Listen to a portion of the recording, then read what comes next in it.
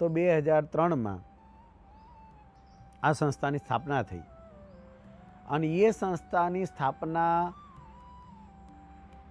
થયા પછી એવા સારા સજ્જન માણસો મળ્યા, ગ્રહસ્થ તમારા જેવા, કે ગ્રહસ્થોએ કહ્યું કે લોકો ધર્મનું ડેફિનેશન મંદિર કરવું, સોનાનું શિખર કરવું, સોનાનું સિંહાસન કરવું, થાળ મોટા મોટા ભોગ કરવા અને ઉત્સવ કરવા, આવું ડેફિનેશન છે.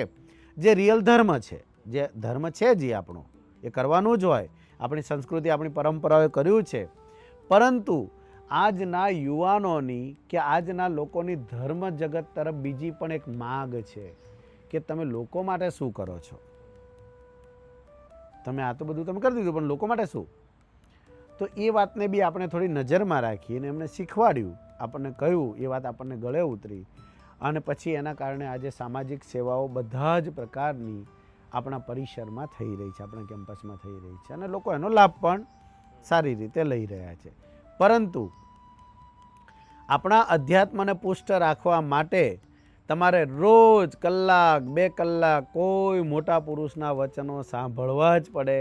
તમે અધ્યાત્મમાં પરિપૂર્ણ ક્યારેય પણ થઈ શકતા નથી, કારણ કે મનનો વિશ્વાસ કોઈ દિવસ કરાય એમ નથી.